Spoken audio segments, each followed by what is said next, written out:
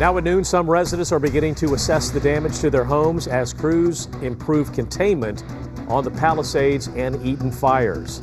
Thanks for joining us for the KTLA 5 News at noon. I'm Glenn Walker. And I'm Lou Parker. Thousands of evacuees are expected to return home as red flag warnings expire. Now there are some concerns as another Santa Ana wind event arrives next week.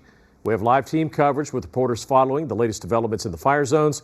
We'll start with Chip Yost. He's live at the First African Methodist Episcopal Church in Pasadena, where a community meeting was held this morning. Chip. Yeah, hey there, Glenn and Lou. Yeah, we are outside the First AME Church here in Pasadena, where a number of community and religious groups got together along with some of the victims of the Eaton fire to talk about some of the things they want to see in the reconstruction process. Let's take a look inside here at the meeting. You can see a lot of folks were in attendance here. It was kind of a news conference / rally. Not only did we hear from some of these community and religious groups, we heard some stories, personal stories, from some of the folks who lost everything in the fire, including one woman who not only lost her home, she lost her business because she ran a child daycare business from her home. Here's more from her. I need an affordable place to rent, but I've had the added challenges of operating a daycare in my home. A lot of the owners do not want businesses inside of the home. Without housing, I can't operate my daycare, and that's my income. We need long-term support so we can all rebuild.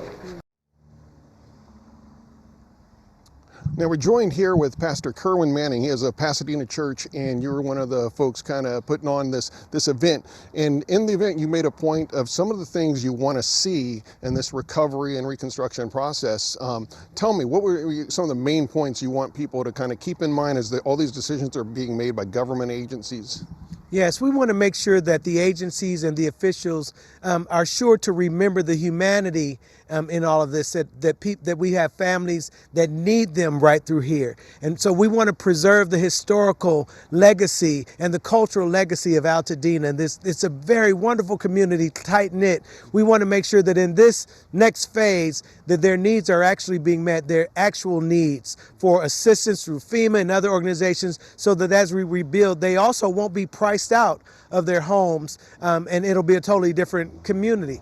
And you also talked about asking for homeowner advocates. I think you called them folks who can work with homeowners to kind of be an advocate for them dealing with their insurance companies, making sure they make the right decisions. Can you talk about that? Absolutely. It's so difficult right now for those who have lost their homes. And now the question is, they're asking me as a pastor, who can I trust? So we need advocates, boots on the grounds that will work with the churches and others in our community to make sure that they get the support that they need from trusted sources. And as we said inside, the vultures won't circle and land on them. We want to make sure that their needs are met in every way. And we're hearing stories. We heard the story from the homeowner we just played, who lost not only her home and her business. We heard a lot of other terrible stories in there from folks. With all the stories you're hearing from your congregation and some of the folks here today, what do you think the most important thing is right now, the needs for these folks?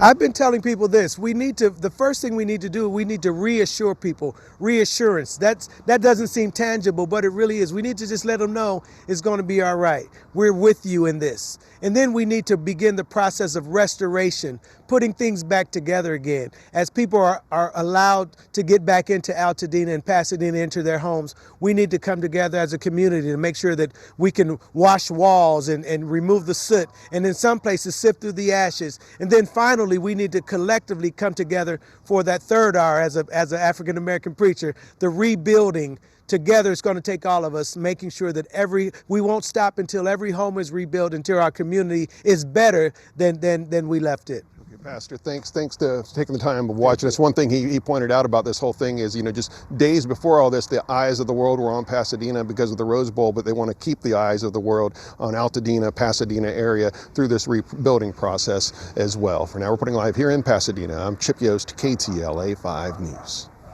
Chip, thank you. Also in Pasadena, federal agencies have set up shop at Pasadena City College to help residents and business owners impacted by the Eaton fire. FEMA and representatives, as well as those from local and state agencies, are at the campus to answer questions and provide guidance for people in their time of need. They are getting information on finding shelter, child care needs, replacement IDs, and starting financial aid. Representative Judy Chu praised the effort.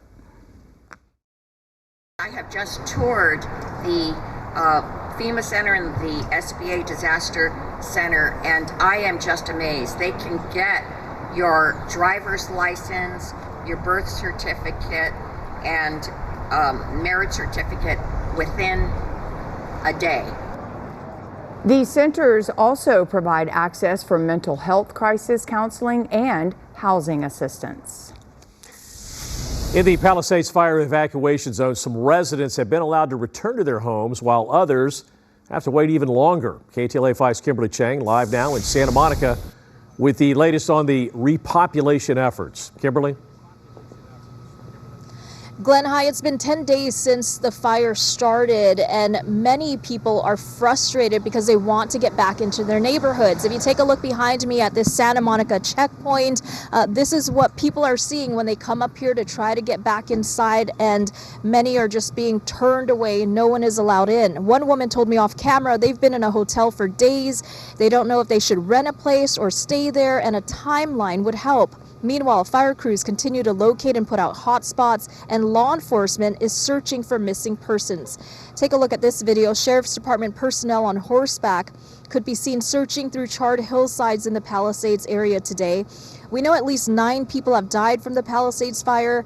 LAPD and the Sheriff's Department say there are at least 12 people still unaccounted for, and the search and rescue efforts continue. Some evacuated residents in the Encino Hills area were allowed to return home Thursday, along with residents near Topanga Canyon, Red Rock Canyon Park, and the Cold Creek Valley Preserve. But a massive mandatory evacuation zone remains in place, impacting thousands of people. Now, the Palisades fire, which started January 7th, has burned more than 23,000 acres, and as of last night was 27% contained. There's little to no active flames. Fire crews continue to build containment lines and put out those hot spots. Last night there was a community meeting. Many have questions about preparation, why the fire hydrants ran out of pressure, and why the Santa Ynez Reservoir was empty for repairs at a time when it was needed most. The governor called for an investigation into that last week. But the most pressing issue for many right now is why they can't return to the neighborhood just yet. And everybody in there is pissed off. Okay, except for the guys on stage waving their own flag. I'm not pissed off. I mean, it's tough. You just want to get in and see, go through the rubble. Our house isn't there. There's nothing there but ash, so. Well, I'd like to see if there's something in the rubble. There might be something. I lost my home. We lost our home. And, but the information that they give has been good, but I'll have to also agree with some of the people that they could have let people ask questions, because all of us have the same question. What is the state of California, what is the city of Los Angeles going to do to keep this from ever happening again? Again, no timeline has been given, but officials said it could be a week or more before it's safe to repopulate. They're still doing damage assessment and working to make the area safe. There are downed trees and power lines. The streets are full with utility crews working on repairs. There's also concern over damaged lithium batteries and other hazardous materials. We have hazardous materials specialists out in the area to go through each property and deem it safe. And just for instance, think about all of the lithium batteries that may be on these properties, from small electronics to all of the electric vehicles and power walls that people have in their homes. You've probably seen some incidents over the last few years as these have become more popular, and it's pretty unpredictable of when a battery will experience overheating and then eventually cause a blast of flame coming out of it, a jet of flame that's very dangerous. So with the area that's covered by this fire disaster area, this whole zone needs to be methodically gone through for all of those hazardous materials. A curfew will remain in effect again from 6 p.m. to 6 a.m. Meanwhile, officials are going to hold a news conference with updates at 3 p.m. today. We'll be there and bring you the very latest. Reporting live here in Santa Monica, Kimberly Chang, KTLA 5 News. Kimberly, thank you. 12 major LA sports teams are coming together to help victims of our devastating local fires. And today they are holding a donation event across 3 local sports venues. KTLA 5's Karina Winter live now at Dodger Stadium, one of those 3 locations where people can pick up essential goods. Karina? Glenn and Lou, the need is great, and that's why you see the crowds here. Take a look at this long line. It wraps all the way around. These are folks who have been devastated by the wildfires, many of whom had to evacuate their homes, some of whom are still displaced, and so they're here to get a little bit of help today. We saw busloads of volunteers, families arriving here, major companies stepping up to provide donated items like meals and beverages, hygiene kits, masks, and more. And the LA Dodgers, they're a big part of these efforts. They've partnered with 11 other professional sports organizations here in Los Angeles to lead this event to benefit victims of the deadly wildfires. Players and volunteers, not just from the Dodgers, but from the Galaxy, the Kings, the Sparks organization, all here. They're all involved, 12 professional sports organizations in total. The Dodgers and LA Dodgers Foundation provided transportation to and from evacuation sites and LA County care camps for hundreds of people. So upon arrival, folks can stop by the many clothing and shoe booths here. There's a lot of it. Fanatics Gear is also here, providing more than $3 million worth of merchandise for children and adults. The LA Dodgers Foundation is supplying athletic apparel and N95 masks to families. We caught up with the Dodger player earlier today. Listen to what he had to say. This is a really big thing for them, trying to restock them with clothes and whatever they need, and being here and seeing them in person, making it personal, showing our face, and making an impact directly with the kids and their families. It goes a long way. And folks will be coming out here for the next couple hours. This event goes on from 11 a.m. to 2 p.m. Again, not just Dodger Stadium, but there's lots of activity at this hour at SoFi Stadium and BMO Stadium. Proof of residency in those evacuated zip codes will be required for those who are coming down here. So again, lots of folks patiently waiting. We want to catch up right now with Sandy. Sandy, come over here for just a bit. You're live on KTLA. You were in one of the evacuation zones. You're here getting a little help today. Yes, we are. We're really grateful that the city is doing this for us. We live right in the heart of Pasadena, right down Lake Street and north of Washington. So just 2 blocks away from us, we were evacuated first things in the middle of the night, like Wednesday morning, and just recently was able to get back into the house, but water was still not usable at the time.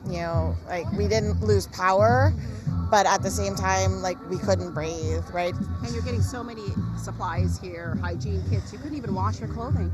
We're not able to wash our clothes. We're not able, we've been able to just, hand wash things anywhere we can go. Like something as simple as getting underwear for my son, just clean items. It's been greatly appreciated. So we're just excited and something positive to finally happen. And right? Lastly, the Dodgers, so many sports organizations coming together because they truly care. Yes, my family have been Dodger fans. My husband, who's 50 now, has been a Dodger fan since, 2. Yeah. So we've always supported them, and it's so nice to see.